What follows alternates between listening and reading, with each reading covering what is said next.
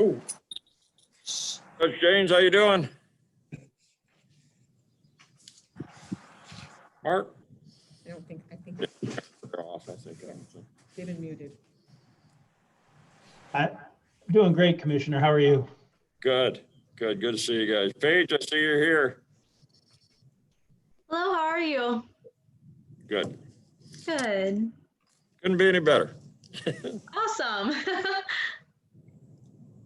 We are recording and we are live now on YouTube. So whenever you are ready to call it to order, Mr. Chairman, we are ready. Thank you, Nicole. About 3:59, I'm really. I knew you were anxious. Wait till 4. Huh? Wait till 4. Wait till 4. I know. Watch pot never boils. 4 I o'clock. know. There you go. Let's call a work session of this Valley County Commissioners to order. Stand for the pledge, please. Pledge allegiance to the flag. Allegiance to the flag. One nation, under God, indivisible, liberty and justice for all. Liberty and justice for all. God, we're getting better at kind of communicating mutely. Madam Clerk, roll call, please. Commissioner Green, Here. Commissioner Engler, Here. Commissioner Jelazinski, Here. Commissioner Horton, Here. Commissioner Marino, Here. Commissioner Sweeney, Here. Commissioner Hope. Here. All present, Mr. Chairman. Thank you very much. Item number 3 is approval of the agenda. This afternoon, we have one presentation and special report with the assault advocacy. We have no appointments to boards or commissions. It meets us down or brings us down to committee reports, finance and administration. Gentlemen. Thank you, Mr. Chairman. Finance and Administration Committee is all set, sir. Item B is the Criminal Justice and County Affairs Committee. Criminal Justice and County Affairs Committee is all set, Mr. Chairman. Thank you. Item C is the Human Resource and Public Works Committee. Human Resources and Public Works Committee is all set, Mr. Chairman. Mr. Chairman, I recommend that there's an item you're going to take off. Right, it's item number 1 will be removed from our committee. Thank you. Item D is Intergovernmental Affairs. Commissioner Hope, do you have anything under that this afternoon? Mr. Chairman, yes, we met last week with the tribe and Union Township and the city, and there's no action we have to take, but I can give a brief report on what was discussed there. That would be fine. Margaret, anything on Administrative Controller? No, sir.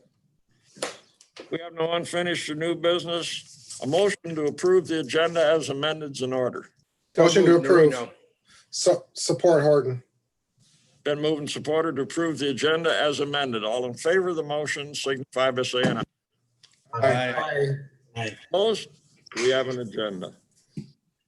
Item number 4 is general public comment. At this time, I'll ask Nicole if there's anybody wanting to come in for general public comment. Hello, Mr. Chairman. We do have a member of the public with their hand raised on the phone.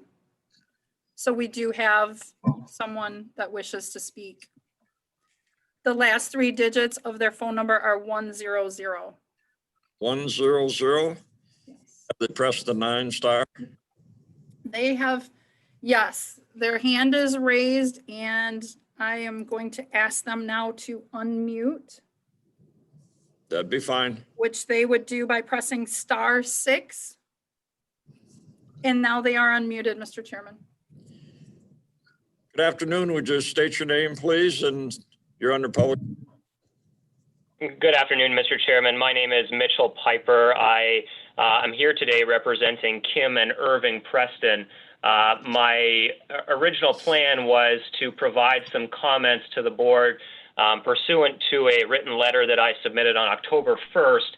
It was in relation to the item number C1 under the Human Resources and Public Works Committee, which I understand was just removed from the agenda. And I don't want to take up public comment time or the commissioner's time, if that's going to be considered at a different meeting or at a different time, I can certainly make my comments then. But I would take some guidance from the chair with respect to how you'd like me to proceed on that. Yes, Margaret, would you give Michael a call or some information on that? Hello, Mr. Piper. This is Margaret McAvoy. I'm the County Administrator Controller. Can you hear me all right? I can, yes. Great. I wanted to let you know that, yes, we have received your letter. We've conferred with our legal counsel. Therefore, we have taken it off the agenda today. And you and you certainly will be notified, either from our legal counsel, which is Cole Stoker and or from Mr. Nieport, who is our Community Development Director, on when that public hearing will be scheduled. Okay, that's perfect. That's great. Thank you very much. You're welcome. Thank you for calling in. Thank you, sir. Okay, have a great meeting. Thank you. Yep. Thank you. Bye. Nicole? There are no other public in the meeting at this time, Mr. Chairman. Okay, thank you. We will move on then to the presentations and special reports. Item 8 is the RISE Advocacy Program update by Sexual Harassment Advocacy. Lindell, Paige, you're up. Hello, my name is Paige Lindell. I work with RISE Advocacy. We are a domestic violence and sexual violence prevention nonprofit organization that helps survivors of sexual assault and domestic violence in our community. We service Clare, Gratiot, and Isabella counties. Some of the services that we provide include a domestic violence shelter, sexual assault and domestic violence counseling, outreach services including housing aid, and our sexual assault response team. We also have the MOVE program, which stands for Men Overcoming Violent Experiences. In this program, we hold adult domestic violence perpetrators accountable by teaching nonviolent relationship skills to those who use physical and emotional abuse and controlling tactics toward members of their household. All of our services are free to the community. With COVID, domestic violence has increased in numbers. In terms of crisis calls, in March of 2020, we had 51 crisis calls, and in September of 2020, we had an increase to 79 crisis calls. The length of stay before COVID was 2 to 4 months, and now during COVID, it has increased to an average of 5 to 6 months. 2 days is the longest stretch that we have had of open beds since COVID has started. I've noticed that since COVID, we've been consistently full, unable to hold beds. The length of stay has increased and crisis calls have increased as well. We're a smaller shelter. Typically, depending on age, we can house 9 to 12 people at a time. When we're full, we're having to turn away mothers and families to go back to unsafe environments and homes. This being said, I'm here to talk to you about April, which is Sexual Assault Awareness Month. Our sexual assault response team program is fairly young, about 1.5 years old. But we have already made some great improvements about providing services to our community for sexual assault. We partner with local hospitals, police stations, and sexual assault nurse examiners to provide resources and support to victims of sexual assault who are coming in for a sexual assault forensic exam. The forensic exam is available for anyone in the county age 13 and up, but we dispatch for every call. Even if we cannot provide an exam, we are still responsible for helping them to get the services needed to get an exam elsewhere. Throughout COVID, we have seen a decrease for sexual assault related calls.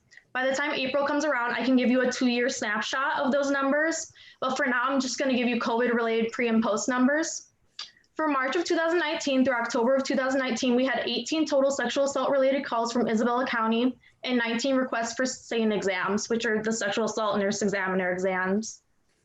For March of 2020 through September of 2020, we had 17 sexual assault related calls from Isabella County and 25 related SANE exams. These numbers can be deceiving though. For March and April of 2020, we got 0 sexual assault related calls from Isabella County and 0 requests for SANE exams. If COVID was not a factor, we expect that March and April of 2020 numbers would be significantly higher than the 2019 numbers for those same months. This affects the overall total and decreases them from what they were expected to be due to COVID. People not reporting sexual assaults have always been a factor, but they're reporting even less due to COVID. This does not mean that sexual assaults are not happening. It means that they are not being reported. This is where your role as county commissioners is very important. April is Sexual Assault Awareness Month. We know that sexual assaults happen in our community and they're not all being reported, but we want the community to know that there's help and support. I want to ask you to consider passing a resolution in April, designating April as Sexual Assault Awareness Month in Isabella County. Survivors need to know that their leaders at a local level believe them and stand with them. We should all work together to build a community where survivors feel safe disclosing their sexual assaults, knowing that they will be believed, respected, and treated with dignity. I believe that if local leadership takes a stance, it will help send a message to survivors while also serving as a platform to inform the community of the Sexual Assault Nurse Examiners Program to serve the needs of survivors in our community. Thank you for allowing me your time, and I will see you in April to give you more details. Questions for Paige? I'm sorry, what was that? I just said if you say ask for more details, but I just asked if there was questions or anything that. Oh, okay. Ask you. Mr. Chairman. Yes, so Commissioner Holt. Paige, thanks for coming. We appreciate it. Couple questions about the shelter. Is there a certain capacity? And then also, is there a limit on the length that your guests can stay? The capacity, I would say, is 12 people.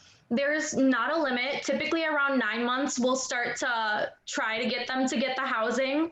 But typically it takes about 2 to 4 months. With COVID, it's extended to 5 to 6. But after 9 months, we kind of start to get the housing in order. Okay, thanks. Yeah. Any other questions for Paige? Commissioner Hart. Paige, I know in the past you've had I know this year it wasn't able to run, but I know in the past you've had a 5K fundraising run. Is that, I know you do fundraisers. What other fundraisers do you have other than the 5K? Do you have anything else planned at all, or? We are in the process of planning right now. In terms of our sexual assault response team, we have not made any solid foundations for it yet. We're still in the process of talking about it. In terms of our domestic violence outreach, we just put out emails about our October fundraisers. So that's definitely something I could get back to you with.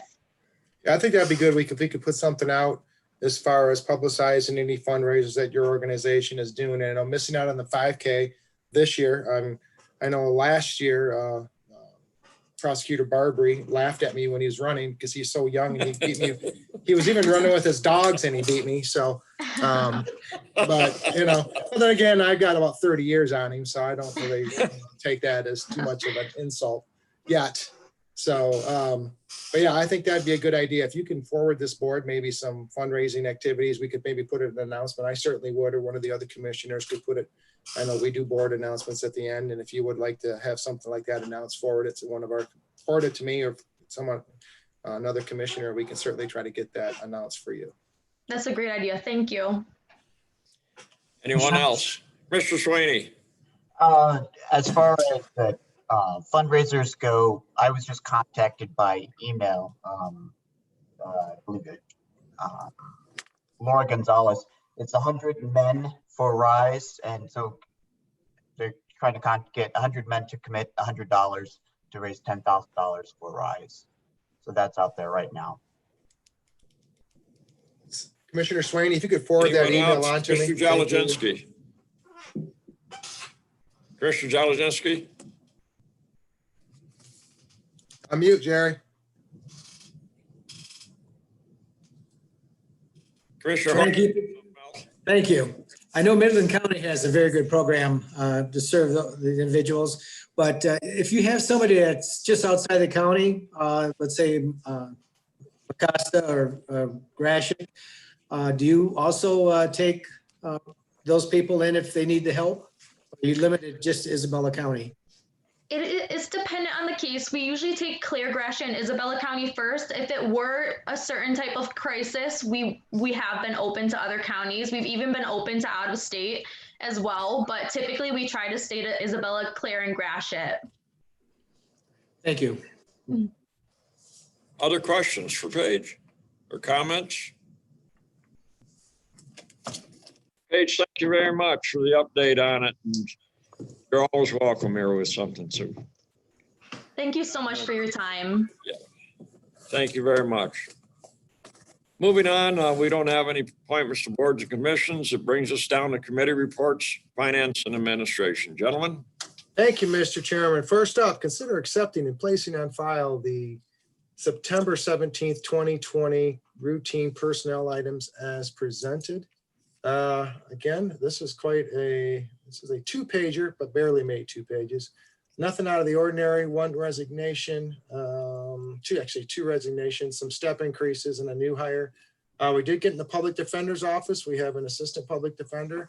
And that'll tie in later. I'll make a comment on that later on when we get to number 5 in our agenda as far as wage and job classifications and how important I feel those things are as far as maintaining hirings and competitiveness in the future. So I'm not going to comment on that at the moment. Does any board members have any questions as far as this goes? It's fairly standard. We've seen these multiple times. So. All right, hearing and seeing none, that will move forward to this evening. I think that goes on the consent agenda, so. Okay. Item number 2 is consider ratifying and placing on file the September 11th, 2020 invoice list in the amount of $102,880.42. The September 18th, 2020 invoice list in the amount of $359,833.20. The September 25th, 2020 invoice list in the amount of $323,548.34. And the adjustment list dated October 1st, 2020. And just taking a quick look at these, the larger items all listed on the front page there on each one. For September 11th, the Manor Casterian June Financial Services, JP Morgan Chase, monthly credit card charges, our monthly medical examiner contract, and then August 4th, 2020, primary election ballot printing for the clerk. That one was a fairly short list, but we're gonna make up for it on the next one. September 18th list has the Hats Bi-Weekly, Preston Community Services, Management of America Consulting. We signed a contract with them for them to do our cost allocation plan. August jail development from Integrated Architecture, and then a whole lot of work on drains follows that. And then the September 25th list, we have Manor Casterian again, August Financial Services, Consumers Energy, monthly bills to keep the lights on in the trial court building, the administration building, and the sheriff's office jail. Total a little over $20,000 there, 21,000 or so. And more drain work. And Civic Plus installment on reservation system for the parks. And our monthly day treatment contract with McBride Quality Care. And then the adjustment list dated October 1st has the usual, the Gordon Food Service early payment. We pay those invoices early to get a discount. And then there were a few data entry errors. The good thing about those is that we're catching those with our process of having 2 sets of eyes on every journal entry. We're catching those entry errors and correcting them early on in the process, and that's always good. So any questions on any of those? Tobin, one question on the, as I look at it here, and when I was looking at it at home on that September 25th, that Northern Concrete Pipe Incorporated, that was a rebate to Apex? I think that Apex reimburses that through the, what's the word I want? The Escrow. So Yeah. so they're doing that on behalf of the drains, and then Apex is reimbursing the drains. Okay, I didn't It's a know. reimbursement. There was a deal out by me where they had some concrete. The reason I looked at it said the APEC reimbursement over to the side here, that they didn't use it, and the drain commissioner didn't confiscate it, but he got he got to use it in another spot. And I didn't know if that was a reimbursement or just meant that APEC was paying for it. I can ask that question specifically of somebody and get back to you. That'd be fine, Margaret. It's, Sure. yeah, the drain commissioner actually told me that when we were over there talking about the drains and the settlement on what you have to pay for them and that. That's the only reason I'm asking. I will find out and let the board know. Thank you. Thank you, Tobin. Hey, no problem. But just generally to your question, Mr. Chairman, we've kind of noted on those expenses, the ones that come out of that escrow account that Apex Right. pays for us, and coming from discussions that we've had in the past. So, any other questions on any of those? Okay, hearing and seeing none, then that item will also move forward to tonight's agenda. All right, next up, consider approving the grant agreement between the Michigan State Police and the Isabella County Prosecuting Attorney's Office in the amount of $42,000 for federal pass-through coronavirus emergency supplemental funding, otherwise known as CESF, and authorize the board chairman to sign the same. Okay, this one here is some relief from some coronavirus funds that has been expended and will be anticipated to be expended. This one, the big hitter on this one, the $42,000 requested. This is also part of, and Commissioner Hope will speak in the next line, so I'm not going to steal his glorious thunder on number 4, but they're basically one and the same. The prosecutor's office, the sheriff's office, and the trial court has received funding back for some coronavirus expenses. I'm not going to speak as far as the Isabella County Trial Court. That's not in front of us today. They received $103,041.32. The prosecutor's office here is in regards to $42,000, and the sheriff's office is $55,936. Again, this will fund back into the general fund, the money that's already been spent. As to the prosecutor's office and the sheriff's office, I'm not going to get into that. Again, don't want to steal Commissioner Hope's thunder. But as regards to this, the interesting situation with Prosecutor Barbary is what he's doing is he's progressively or proactively thinking ahead when the courts do reopen in the anticipated rush on trials, and possibly hiring a contract prosecutor or assistant, not a contract prosecutor, contract assistant prosecutor in regards to this. So that's where a large amount of his funding request is coming into play. So again, these will be, this is a good thing. This is nothing bad. And I do have to recommend the commissioners approve this evening. So hopefully I hit everything. Hopefully I didn't forget anything on that. So commissioners have any questions on this? All right, hearing and seeing none, because I can see 15 people and 2 names on my screen. That will move forward to this evening. Okay, item number 4, consider approving the grant agreement between the Michigan State Police and Isabella County Sheriff's Office in the amount of $42,561.22 for federal pass-through coronavirus emergency supplemental funding, CESF, and authorize the chairman to sign the same. So as Commissioner Horton said, same grant. This one is for the sheriff's office.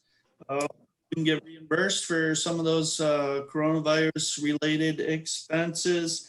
Originally, the grant was only for entities who had received a justice assistance grant from the Department of Justice, which we had not, so we were ineligible when the grants first came out.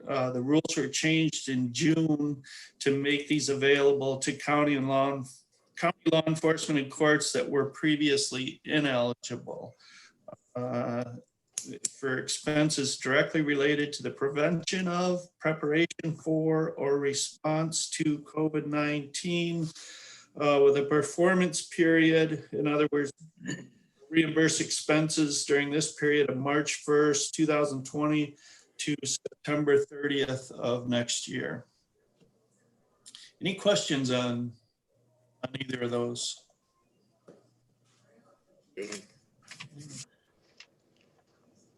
Okay, hearing and seeing none, then that item will also move forward to tonight's agenda. All right, number 5, consider implementing the Siegel Waters proposed pay grade, job title, and annual salary as recommended within the staff report and spreadsheets for the trial court and county departments, and to implement any increased pay grades retroactive to April 1st, 2020. Before I turn this over to the county administrator, controller, and or Judge James and or Carrie Curtis, I just want to say this is the final installment of the Siegel Waters proposed pay grade and the study that we undertook several years ago. This for me at the beginning, I probably have not changed my view on this, but I have adjusted my view on this in regards to where we're at. At the first thing I said, how are we going to pay for this and where we're going to go with this? I think that was pretty myopic on my part. Looking at it, I'm trying to focus everything now on the future of Isabella County. Not where we're at today, not where we've been 3 years ago, where we're going to be at 5 to 10 years down the road. This, for an example, I mentioned earlier today when I did the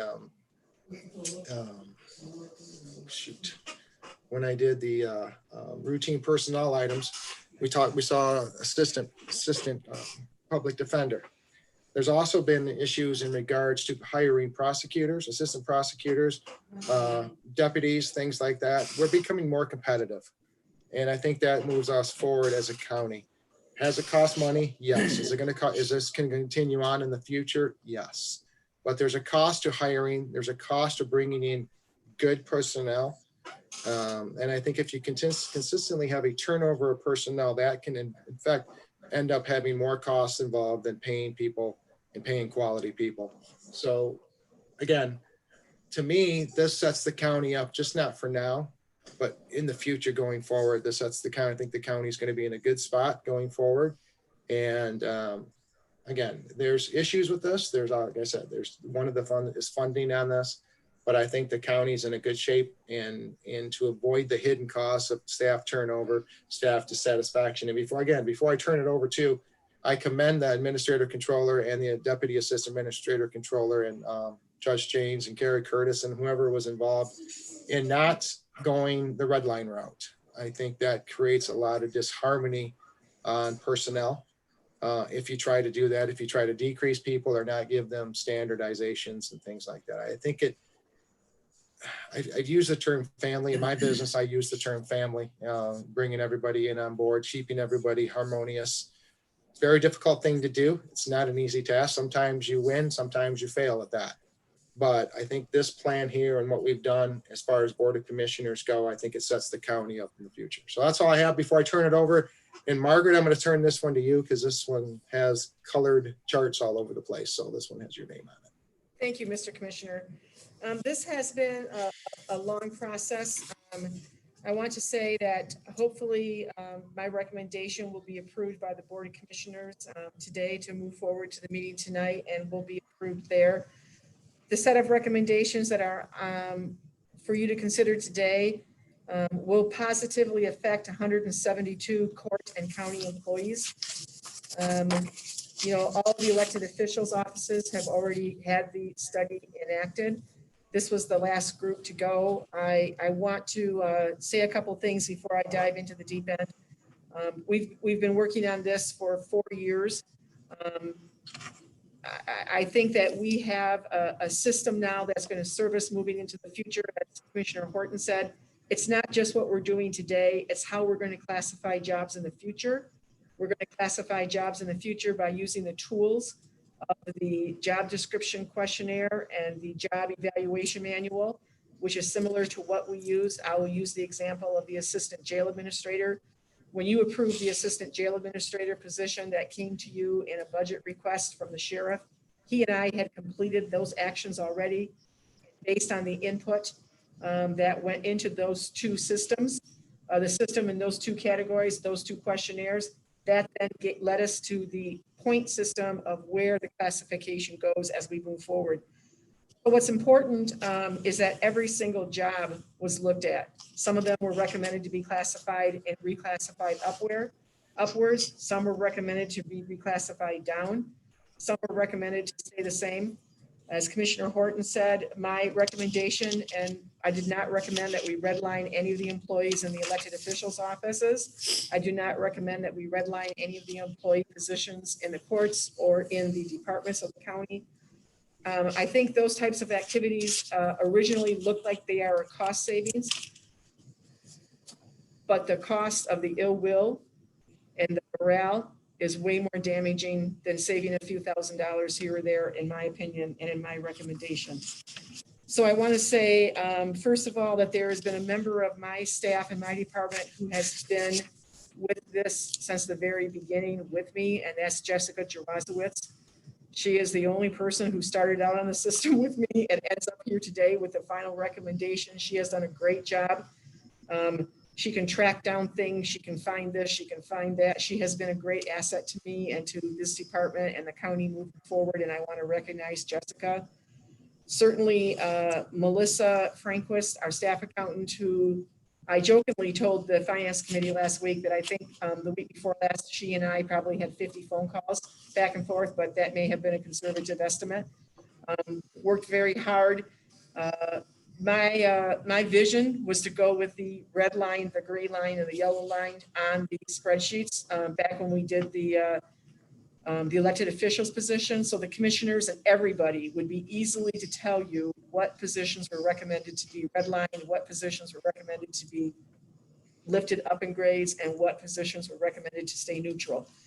You will see in the staff report again that I'm not recommending that any position be redlined. If that position is currently at a 5 and the study recommends it be a 4, I'm recommending they stay where they are. They will continue to get the COLAs as we go through that. That will just be happening. I also wanted to talk and recommend or recognize Nicole, my deputy administrator controller, who put together the presentation for the PowerPoint presentation back in or in February of 2019. And that was a great tool to help us start moving forward. But I will say that the heavy lifting in this study, as you see it today, is Melissa.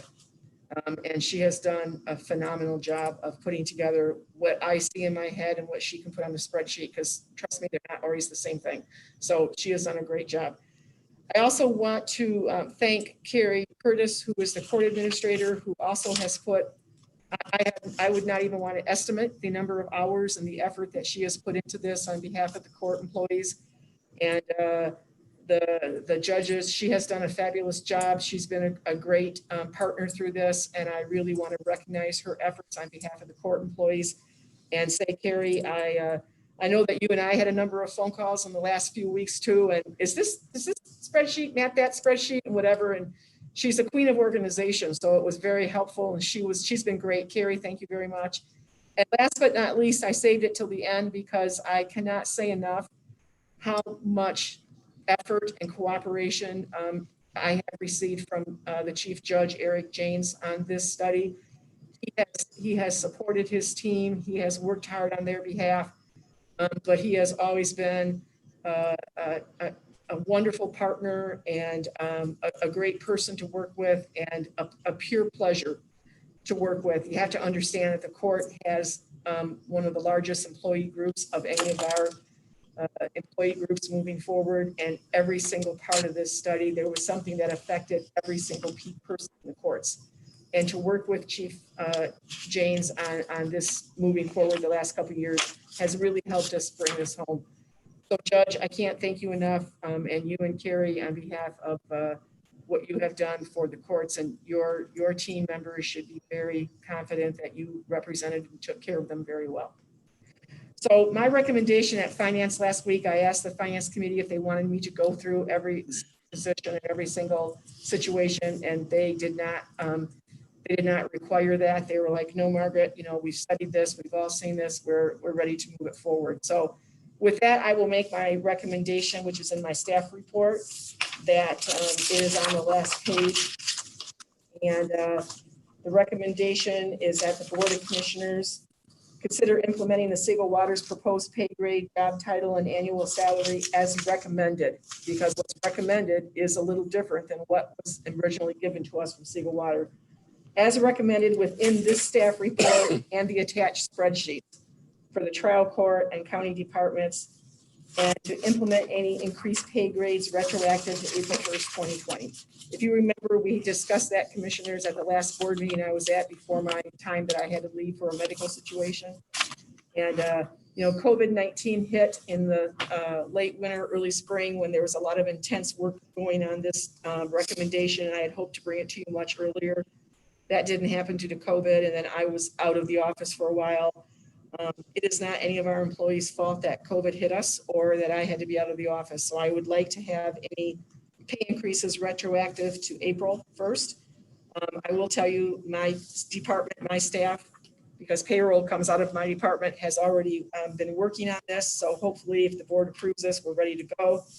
The money has been put into the budget as a budget adjustment for the current budget for anything that's retroactive between April 1st and September 30th. It also has been worked into the budget for 2021, which took effect October 1st.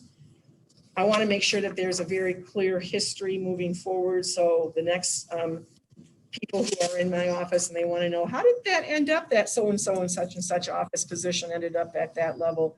It's very clear. People can go, they can pull it out. It's all on our software programs, and we can move forward. So with that, that's my recommendation. I want to recognize the patience of all of the courts and the department heads and the employees moving forward, and thank them for their cooperation. I know that Judge Janes would like to address the commissioners, I believe. Judge, would you like to speak, please? Very briefly, I would like to thank the county administrator, Ms. McAvoy, for all her hard work on this, and thank Carrie Curtis, our court administrator. They've put in numerous hours on this over the past several years. It's been a pleasure working with Margaret, with the commission, the finance committee. As Commissioner Horton said, this has been a long process. It's been several years, and it's been contentious at times. But I will comment how professional and appropriate working with Ms. McAvoy has been. Nothing but professional. The collegiality and mutual respect between our entities has been great. It's different with the court because we are a separate governmental entity. Sometimes hard for others to understand that. While attached to your packet is an attachment B, which I stand by, while we don't necessarily agree with the methodology that was used on the classifications and the pay grades, it was through hard work, negotiations, and a lot of work that we did agree and come to a conclusion. So moving forward, as Ms. McAvoy said, there will be a template to be used, but we don't necessarily agree with some of the methodology used in it. I just wanted that to be known for the future. But I appreciate everybody's work on this and the county support. If anybody has any questions of me or Ms. Curtis, I don't know. Questions for Judge Janes? Thank you, Judge. Thank you very much. Commissioner Horton, please. Anybody have any further questions for anybody else? Commissioners, any issues or comments on this? Just a comment, Commissioner Horton. Go ahead, Commissioner. Yeah, thanks. There is Commissioner Horton covered that pretty well, and then Administrator McAvoy covered it in some detail. There isn't much I can add to that, except to say that I'm in full agreement with this. I think it's the right thing to do. The retroactivity, it's been well over a year since some of the other departments got their review. And so I think that's absolutely the right thing to do. We did the budget amendment so that we'd have money for the retroactivity. Also, I think we're sending a message to the employees that we don't feel that any of them are overpaid. And I really believe that. I think these studies sometimes get that wrong on especially on the lower paid end of the scale. I think there's a bias there in a lot of these studies, quite frankly, where they want to downgrade positions. And I'm really glad that so many of us feel that redlining was not the way to go. I think it's a disaster. Commissioner Horton kind of touched on this, but I think this positions the county to be competitive in attracting and retaining good people in the future. So that's my comment on it. Any other commissioners have anything to say? Commissioner Horton, Commissioner Slaney, go ahead. quick question. If you could explain the change of seasonal to grades, how does that affect it? Because it doesn't look like we're doing any adjustment there. I'm sorry, say that again. So the question that Commissioner Slaney asked was to explain the correlation between the seasonal employees going to a pay grade. Is that the question, Yes. Commissioner? I'm happy to explain it. So currently, the seasonal employees at Park are not on a pay grade. And they're just at some hourly figure. So then every year it's kind of like, well, what's the minimum wage this year? Was this position back, whatever. So one of the things we wanted to do in the study, and that I asked Siegel Waters to do, and that Sue Ann Kopmeyer, our Parks Director, asked and concurred with, was to ask them to looking at park managers 1, 2, and 3. So example, again, parks is not my area of expertise, but let's look at the parks and look at just the size of the parks. So if you were a gate attendant, for example, at Coldwater, which we know is one of our most popular, people in and out, lots of things going on, lots of things are happening at the gate, that would have a certain higher level of responsibility, risk with money, all sorts of things than somebody might have who was a gate attendant. And I'll just use an example. Please don't hold me to it. But at like Deerfield Park, for example, a different level of activities. So kind of like the inspector section of this in community development, we wanted to have an inspector 1, 2, and 3. That's explained in my staff report. And then in parks, we wanted to have a gate attendant 1, 2, and 3, a park member 1, 2, and 3. The answer to the question, if the answer to the question is this going to decrease people's pay from this year to next year? No, it does not. Actually, it's a marginal increase than what they've currently been paid. Mm-hmm. Just trying to get, whether you're seasonal or year round, you're still someplace classified on the system. So that's what we're trying to do. Yeah. Did I answer your question? Yeah, I mostly wanted to, see if changing that to grades will, help or inhibit getting seasonal workers. I know it can be difficult because they have a lot of people that they need to hire seasonally. And that's one of the things that, I said in my staff report, which also Sue Ann has said, that we believe that's going to put us in a better position to attract and maintain that staff, because we are competing for seasonal parks with other members of our community. So we want to be competitive to be able to fill our positions too. So it's really an increase in what they're going to be making. Thank you. Any other commissioners have anything to comment or say? All right, Mr. Chairman, hearing and seeing none on this issue, that'll move forward to this evening. And with that completes the work of the Finance and Administration Committee. Good job, gentlemen. Moves us on to the Criminal Justice and County Affairs Committee. Gentlemen. Our first item of business is consider approving the fiscal year 2021 Community Corrections Grant Application and Plan in the amount of $73,396. The county applies every year for community corrections, and as we went to the committee, there's going to be some changes this year. Carrie's here. Carrie, would you like to bring out some of the changes that are in our plan and funding plan? Absolutely. I think we're getting a little echo. Hang on. Okay, yes, I can definitely speak to that. So for 2021, as you know, Joe left in the beginning of June, so we were in quite a rush to get the grant prepared. But as part of that, the state changed some of the criteria for the pretrial services program that the court historically offered. And that change would have resulted in none of our, or very few of our court users being eligible to utilize that program. So one of the things we did was utilize some additional drunk driving monies to create an OUIL third offender pretrial program, which allow those, if they meet the criteria, to be on electronic monitors pending the outcome of their case. So that's one of the big changes that we have. We still plan to offer the programming in the jail and in the community for those who meet the praxis or the assessment requirements. They have to be sentenced felons. So that's the same program, the men's trauma and women's trauma that we've offered for years.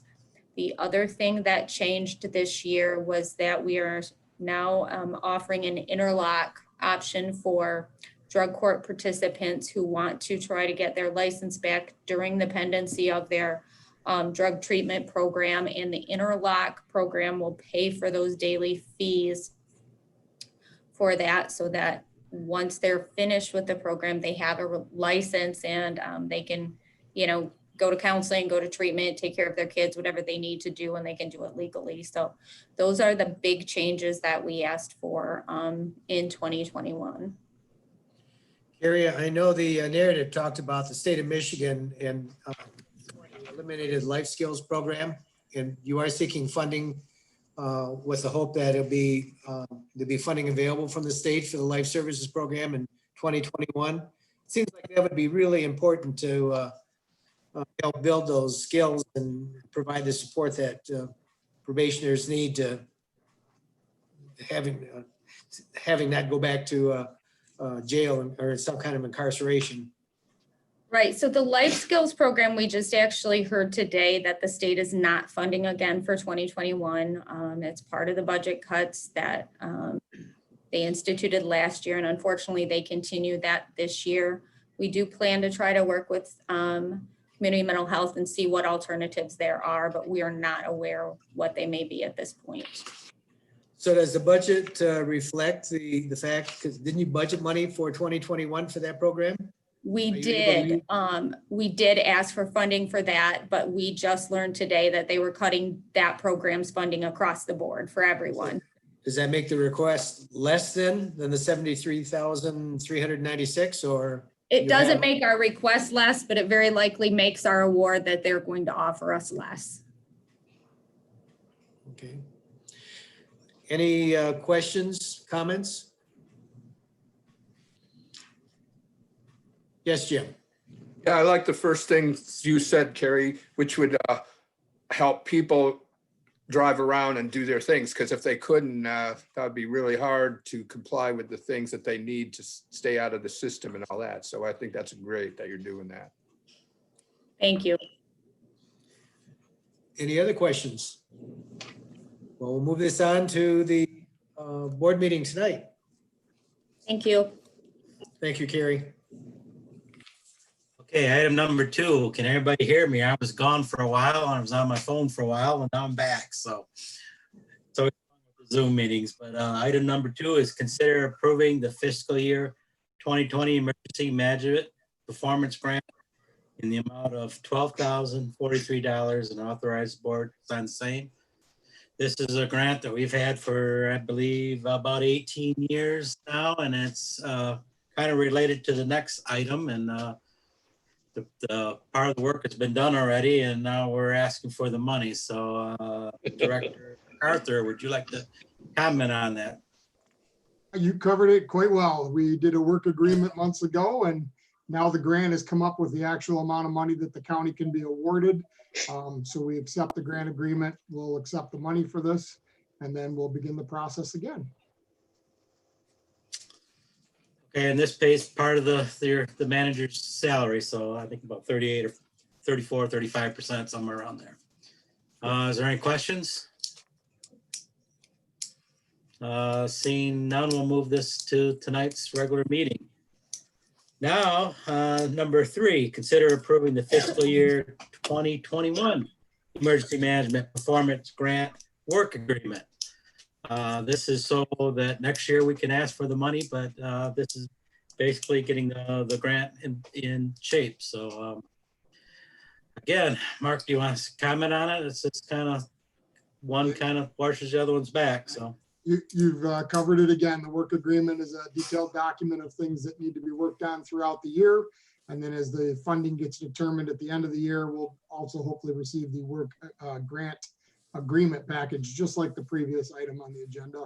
for the end of this work agreement's performance period. Okay, is there any questions for Mark or anybody?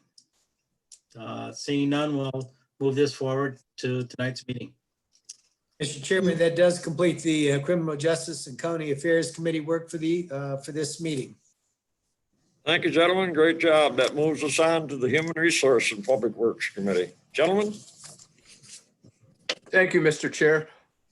Since we took out number one, our first item is consider approving Region 7 Area Agency on Aging Statement of Budget Allocation and Contractual Agreements for the Families First Coronavirus Response Act, FFCRA, and the Coronavirus Aid Relief and the Economic Security Act, CARES, funding for fiscal year 2020, and authorize the board chair to sign the same. Do you take this, Steve, Commissioner Sweeney? Oh, why don't we let Jen Crawford explain it to the commission? Sorry. Yep. Hello there. So basically, Region 7 Area Agency on Aging was fortunate to receive some COVID-19 funds specific to home delivered meal programs, and they are dispersing that or distributing that to the different Commission on Agings in our region. And so we've been fortunate enough that they're offering those two different funding streams to us, the FFCRA and also the CARES Act, totaling $92,078. And this funding is effective April 1st through September 30th of 2020. And again, it's just specific, it's only can be used for our home delivered meals program. Great to keep that going. Is there any questions by commissioners?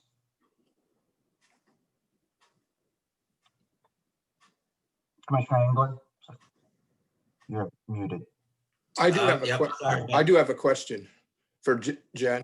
Jen, with the budget being passed and all that, did we find out any good news for the Commission on Aging on some of the lack of funding from the state? Yes, absolutely. We had the best news. Just at the end of last week, we found, or actually right on October 1st, we found out that our foster grandparent senior companion program received full funding from the state. So there was not even a cut. Our program was fully funded for 2021. Great. We did discuss that in the committee. Yeah, that we is were good doing news. Happy dances, that's for sure. Thank you. Okay, then that item will be on the agenda for this evening. I think Frank has a Go question. ahead. Some more commissioner commenting? Yep. No, this is, I have a question. Commissioner Engler wants to talk, Commissioner. I have a real quick question for the chairman. We removed item number one. Rollin Township is mine, and I've actually had a lot of phone calls on this. Is that because it hasn't had a public meeting, or is this inappropriate to talk about that right I now? can give you a little bit. Yeah. I can give you a little background, Commissioner and Commissioners. Okay. Thank you. There's not required to be a public hearing on this generally. However, there has been a request for a public hearing. According to state statute, there can be a request. We have received the request. That was the attorney who made the request on behalf of his client was who was on public comment, Mr. Piper, I believe it was. We have been in contact after we received his letter asking for the public hearing with our counsel and have been advised on how to proceed with that. So we will be proceeding with scheduling a public hearing. It will not happen until the first meeting in November because of how many days notification has to be given. And we will be working with the chairman of that, who will be chairing that public hearing, and it will occur during a Board of Commissioners meeting, probably the first meeting in November. Okay, thank you. That's all You're I welcome. needed. Absolutely, sir. Any other questions or comments? Chairman Moreno, Commissioner Moreno, real quick. Yeah, Commissioner Horton. I saw that this is the motion goes for fiscal year 2020. So this funding that comes in, is that attached to the 2020 budget? Goes forward, how is that money being accounted for in our budget for 2020? Are you talking about the Commission on Aging request? Yeah, did I skip? I'm sorry. I know we jumped around a little bit. No. I just wanted to make sure that we knew what we were talking about. Yeah, if you can figure that one out today for me. So no, I'm just joking. Go ahead. You're good. Yes, actually, we were notified of the funding that we were that we were going to be offered months ago. We just received the contract just like a couple weeks ago. So when it was when we were first notified about it, Region 7 Area Agency on Aging actually had us shift how we were recording our units and getting that information to them. So we had to account for all of this funding separately, and all of those units had to be done separately so we could track it for this. And then now when we receive the funding for this, it goes right directly to that program. Okay. Yeah, it's not unusual, Commissioner, for us to receive funding. You know, I mean, you book back, we make those adjustments. Our fiscal year ends September 30th, but the books don't get slammed shut that day necessarily. Well, that's the good side of it. It's a very good sign.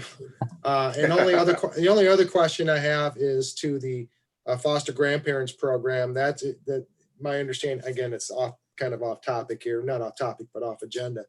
Is that 2021 or is that 2020? That's 2020. They sent the thing out I think a couple months ago. The commissioner 7-0 voted for continuing this wonderful program. Now you're telling, is that a 2021 issue now that's covered? It is the 2021. So they did end 2020 2 months shy, and thankfully you all supported us finding the funds to keep it going for 2020. And we were uncertain as far as the status for 2021. That's what we just found out this week, that it is fully funded for 2021. Yeah, that's an excellent program. You can't dollar spent on that program. You can't even. I mean, I wouldn't put a dollar amount gained on that program. So thank you. Again, I don't want to go off budget. Sorry about Commissioner Moreno. I do apologize. That's all right. So, okay, any other stuff? If not, well, this will be going on the regular session real soon tonight. And that completes the work of the Human Resource and Public Works Committee, Mr. Chair. Good job, gentlemen. Brings us down to item D, the intergovernmental affairs. Commissioner Hope, you had some money here. I do. Thank you, Mr. Chairman. We met last week with William Joseph, Amy Persbacher, the mayor and vice mayor, and Nancy Ridley from the city, Mark Stuhlder from Union Township in North Morley, also from Union Township, and Eric Rodriguez from the tribe. And Margaret and myself. Mark talked about the community swimming pool project, and that's moving forward. They're looking at possibly creating an authority. It would be called the Mid-Michigan Aquatic Recreation Authority, and the agreement would be with the city and Mount Pleasant Public Schools in the township. Would allow for expansion for other entities to join that agreement if that was a possibility. The township is expected to take action on that October 14th. And then Nancy told us that the school and the city should be taking action. Look for that sometime this month. Margaret spoke about the jail project that we have going on, and that we're working with the architectural engineering firm, and that we have made an offer on some property in Union Township, and we look forward to working with Union Township officials on that project. We also stated that, we've seen some preliminary drawings of the building, and it's not going to look like a jail. It's going to look like a school or an office building. It's going to be a very attractive building. We assured them of that. So other than that, Nancy talked about the airport and wanting other partners in that. We also kind of went around and talked about how the entities are dealing with COVID. And I won't get down into the details of that, but all of us are innovating, I guess, ways to provide services and balance that with protecting people and keeping people safe. So a lot of things going on there. Eric did mention that the tribe is doing a countywide flu shot clinic, and it'll be a drive-through clinic where you can drive through the lower level of the parking ramp and get a flu shot and never have to leave your car, and it'll be open to all county residents. So that is what I have. I don't know if Administrator McAvoy wants to add anything to that or not, but that's my report. You did a great job, Commissioner. Commissioner Hope, Commissioner Hope, can I ask one question? Yes, sir. And I'm going to swing this right over to Margaret. She's in the middle left of my screen. In regards to the community pool, I know that's been a topic of discussion probably since I moved into the county back in 1997. And I know Commissioner Hope mentioned the entities that were involved. And Margaret, if you could just quickly comment, because this is going to parallel or equal in regards to the dog park several years ago, or the Hannah Dog Park, why the county, there's an issue, I believe, why the county can't sign on to this because of the certain status of the county, or am I incorrect in stating that? I don't mean to put you on Well, the spot. it's not really, it's not really the same situation. We had, when I first got here, the dog park situation was, as you might remember, a hot topic. I believe at the time that there was a 501c3 form that was doing the financial management for the dog park. The county cannot make a donation to a nonprofit organization. We can't do that. So the county, for example, can't make a financial donation to the United Way. If our employees want to donate to the United Way, we can manage it through a payroll reduction. But the county from the general fund cannot write a check. It's against what's allowed as expenditures for county funds. So we couldn't do that. Now, we did find a way to participate, and I don't really recall, Commissioner, off the top of my head exactly how that ended up being. I think we ended up doing an agreement with the municipal partners, and so we did something a little on a sidebar. The situation with the recreational authority that they're considering is a local intergovernmental agreement, and the school district, they're looking at the boundaries of that would be the Mount Pleasant School District. So the school district, the township, and the city are the ones who are entering into that intergovernmental agreement. Frankly, we haven't been asked to do that.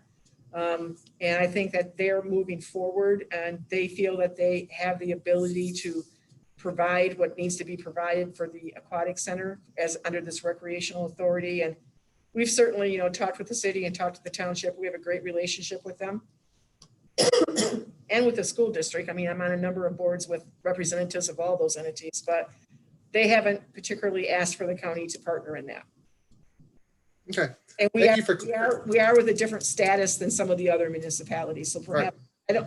I don't think it's a black eye. They haven't asked us. I think they have a different methodology they're using. No, thank you for clearing that up. For some reason, I was thinking that's on the same parallel, but it's not. Thank you for clearing that up. So no problem. I'm happy to. Anybody else for Commissioner Hope with questions? Mr. Hope, thank you very much.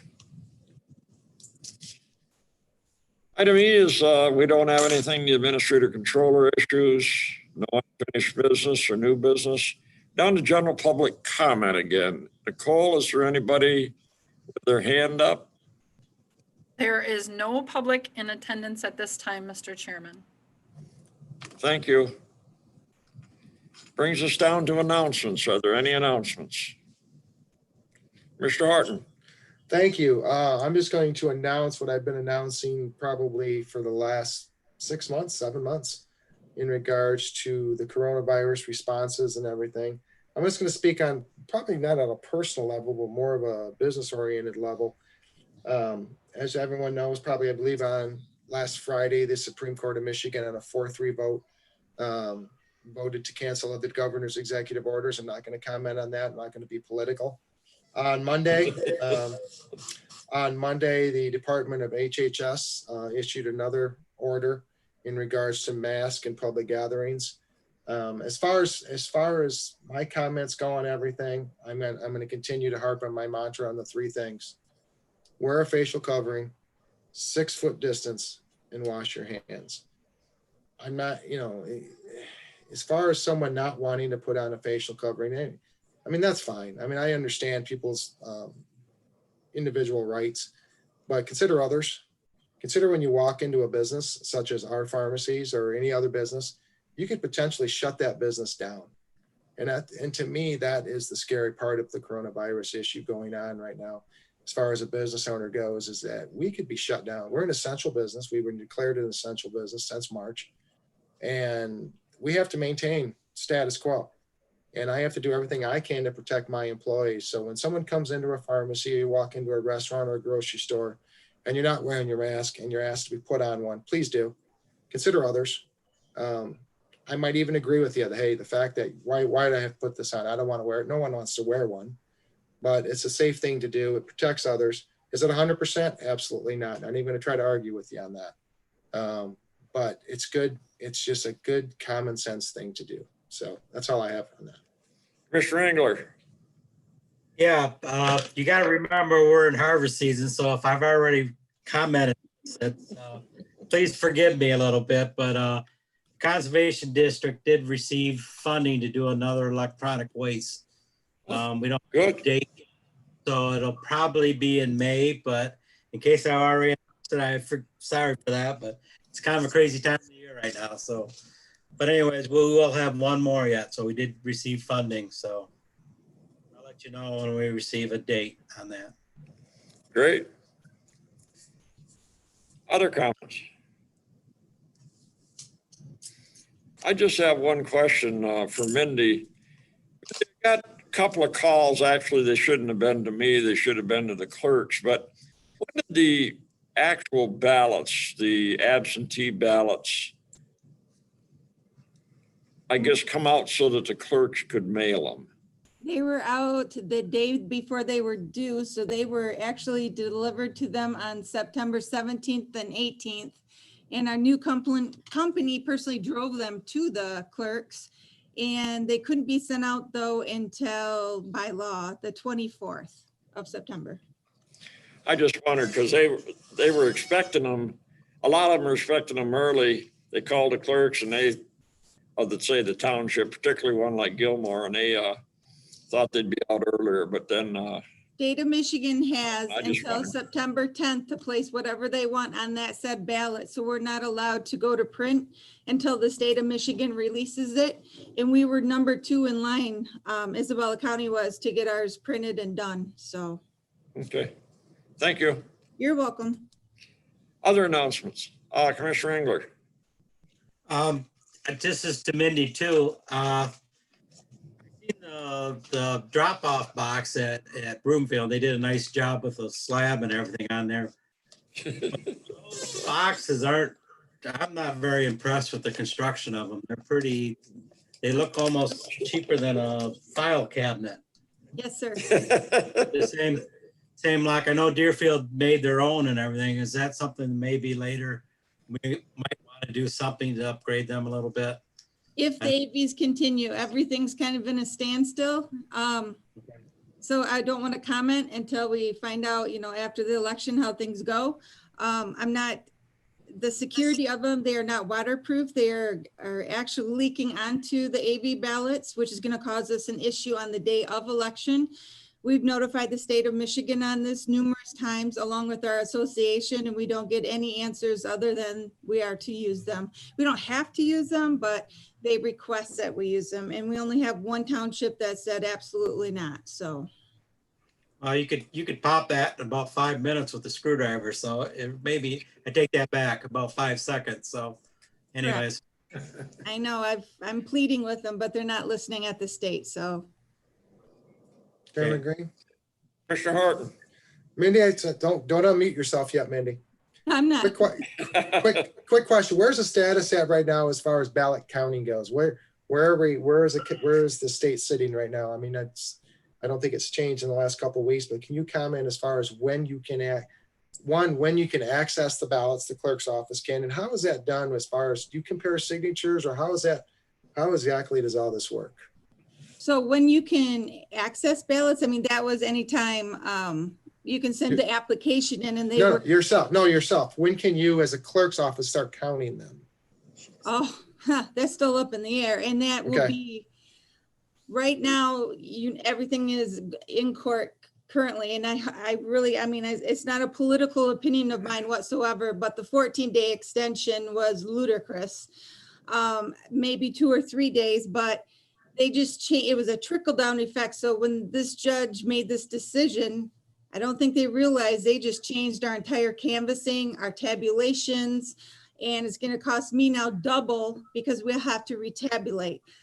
We may have to have new providers every day, meaning a Republican and a Democrat. If one of our smaller townships, I'll pick on Coldwater, they're smaller, and if they only get one that comes in after that date, we're gonna know how that person voted. No, there's no ifs, ands, or buts. In our canvassing, we're supposed to meet now on Thursday, which would be the Thursday after election at 9. But now everything's up in the air. The state can't comment to us what we're gonna do. So we're just hoping that it's overturned. And if this is something that everyone wants, and it should go out to the voter, and the voter should make this decision, not one judge. Currently, what they're telling us is status quo. We will be canvassing or taking the elections, the results in that night. If they'll let us shut the machines down or not, we don't know. There is a way we found out that we can fire them up, and we're currently working with the vendors on this. The security of that is being questioned also. I mean, we're working on it every single day. We're very unsure throughout the state of Michigan what we're going to do.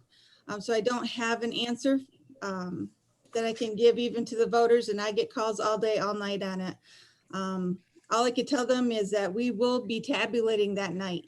If we're gonna have a final result that night, it all depends on what happens with this. Okay, and how, as far as signatures go, how do you, when you open up a ballot, is there actual comparison of signatures, or how does It's that not work? opening the ballot. It would be on the envelope. It's Okay. on the back of the envelope. And this is a township clerk thing, but the township clerk will compare the signature on that with the MasterCard that they have when the person signed up to be a voter. And if those two don't match, and there have been a lot that haven't, I tell my clerks, you go out of your way to contact them and bring them in and have them do the signature right in front of you. And I would say about 40% of them have failed. So they don't get a ballot. And that's the state of Michigan says, well, that's the only thing that we can deter fraud, is ensuring that that signature is truly that voters. So the township clerks are working day and night, and they're doing a great job out there ensuring that the signatures all match. Okay, thank you. Mindy, may I ask a question of you? Just to clarify a question that maybe Commissioner Horton asked. I think a question that is out in the world is, at what point can you start counting the absentee ballots? I believe, and I'm not a clerk, but I conferred with the clerk elsewhere, who happens to be a friend, who you know who that would be, a former clerk. And she said that you can start counting the absentee ballots on election morning. Is that correct? Election morning is correct. That has not changed. Oh, Commissioner Horton, are you talking about if we can do it the day before? That was one issue I heard, whether you could start opening envelopes, not necessarily counting, but physically opening the envelopes. Nothing can be done until the morning of. Is that correct? Okay, so they did pass the law that if you are not a precinct, but jurisdiction, so that would be, let's look at the city, they have to be 25,000 population wise or above. We don't have a city clerk. I let the city know how I felt on that. I told them I would feel better if they waited till that morning. I gave them an extra tabulator, and they purchased 2 more, so we have 4 tabulators. So other than possibly the city, but currently they said no, we will not be opening up any AVs other than the morning of. We have plenty backup for us to get through them, tabulator wise. It's going to be a long day for the clerks and the workers. But in Isabella County, as far as I know, the city is not going to be opening them up early. And it also causes confusion, and mistakes can be made, so. Mr. Marino. Madam Secretary, isn't it true that the governor signed that law that you were talking about the one day before? And also through the process, you were talking about signature validation, but there's a way that people can get notification whether their ballot is received and all right? you can track your ballot. They can track their ballot, correct. And I've been putting that out on the website and also on our Facebook. They can track the ballot as to when it left the post office all the way till it was received by their township clerk. Yes, sir. And people will be notified if the signatures didn't match. Notification is our township clerks go out of the way in Isabella County by contacting them. We don't use the mail, we contact them. Most of them have phone numbers. If they don't have phone numbers, then they try their best to contact them. Some of them actually go to their houses, but they'll contact them through mail. So the best thing to do is vote as early as possible, right? In case any of these things happen. Or you could vote going into the polling locations too. We spent Right, $4 but million it's a making COVID sure time. they're safe and ready. So, and we have our AV ballot drop-off locations too. So yeah. Yeah, that's what I did. I dropped mine off at the city in the box. Mr. Engler. Yeah, one more question. Since I was on your canvassing board before,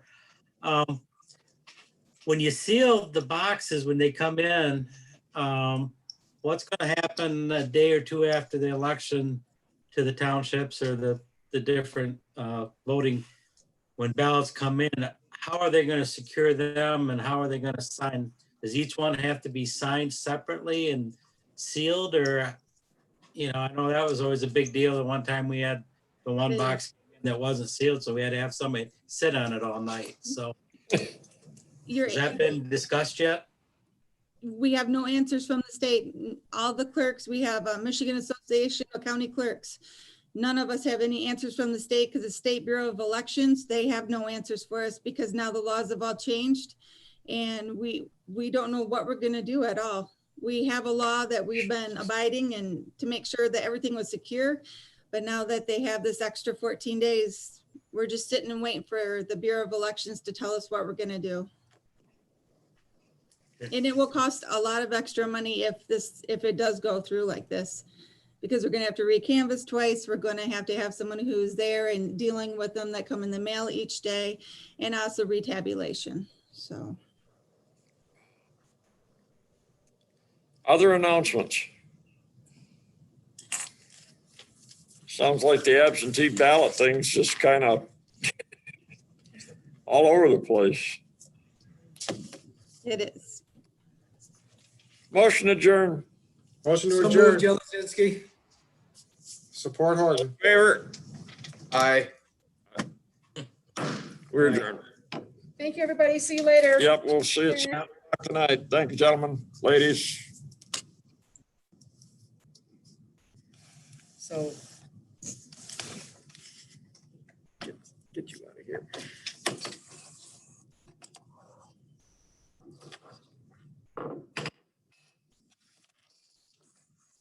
Jeez, I can't get this thing to work.